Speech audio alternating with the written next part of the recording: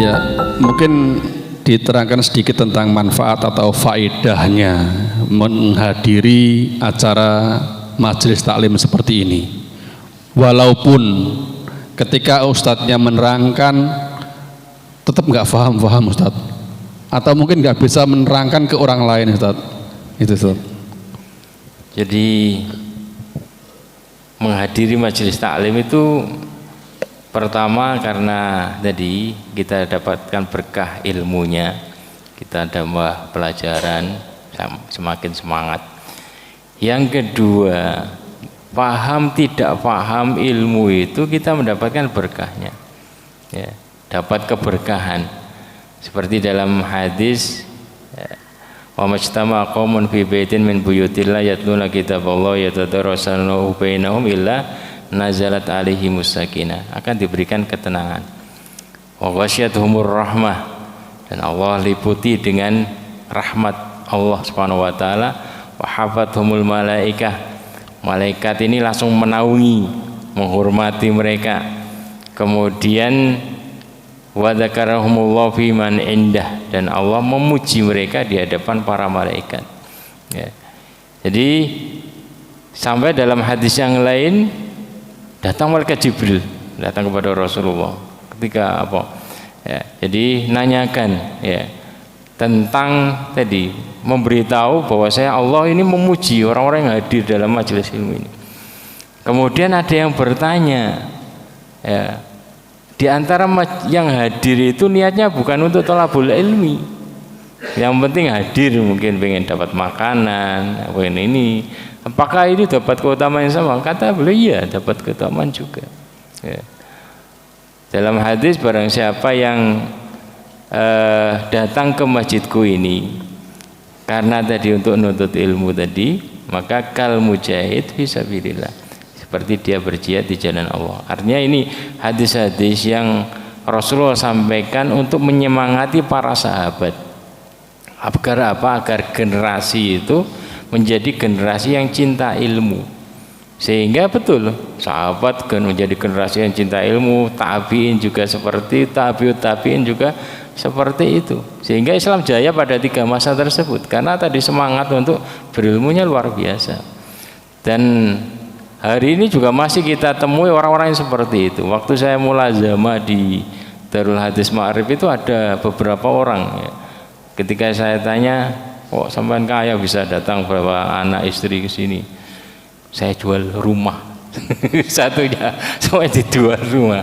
Dan alhamdulillah sekarang ya ternyata malah punya banyak rumah karena punya pondok besar itu. Kemudian yang satunya, saya nggak jual rumah tapi semua perabot rumah saya jual, ya, untuk bisa berangkat. Jadi rumah saya kosong, kemudian saya kontrakkan sehingga saya bisa berangkat sini. Jadi orang-orang yang tadi padahal itu nggak ada ijazahnya itu, ya, jadi belajar murni untuk belajar, tidak ada ijazah, tidak diakui ijazahnya. Kalau mulazamah, kalau jamiah, universitas itu baru dapat ijazah. Kalau saya kan gabungkan dua-duanya, jadi jamiah, kemudian setelah itu lanjut untuk mulazamah di Darul Hadis tersebut. Jadi ya marilah kita menghargai, berani menghargai ilmu. Jadi keluar dana banyak, yang penting untuk ilmu nggak ada masalah, ya. Jadi para ustadz, para ini semangat untuk mungkin sekolah lagi, kuliah lagi, meskipun sama habis sampai mungkin 100 juta atau berapa juta, insya Allah akan barokah, ya. Yang penting niatnya seperti tadi, niatnya untuk thalabul ilm. Jadi ketika saya kuliah S3 itu ada profesornya itu mengatakan gini, saya senang kalau yang kuliah itu para ustadz dari pondok. Kenapa? Karena akan menaikkan citra pesantren, ya. Karena kawan-kawan saya itu banyak orang pendeta waktu saya kuliah itu. Rata-rata pendeta ternyata doktor S3 minimal itu, ya. Ya, sehingga biar kualitas kan seperti mestinya pesantren, orang-orang yang cinta ilmu juga ada semangat untuk itu sehingga citra Islam ini makin bagus, ya. Ya, demikian tadi, semoga menambah semangat kita dalam menuntut ilmu dan mengamalkannya. Ingat bahwa mengamalkan ilmu tidak harus di mimbar, mengamalkan ilmu tidak harus menjadi ustadz. Ya, yang di TPI silahkan ya menuntut ilmu apa itu mengamalkan ilmunya di TPI. Yang jual bubur silahkan ketika ada orang beli bubur mengamalkan ilmunya. Ada tukang monggo, yang kuli juga monggo ya, atau yang di warung kopi juga nggak apa-apa. Artinya menyampaikan ilmu itu tidak harus menjadi ustadz. Siapapun bisa menyampaikan ilmu.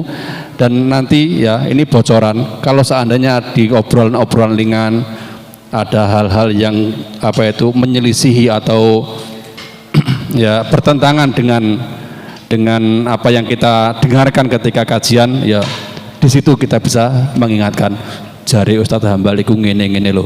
Wah, mosok iya apa gak ngandel, ayo toh sisuk melok kajian karo aku. Ya gitu, akhirnya insya Allah bisa hadir bersama-sama.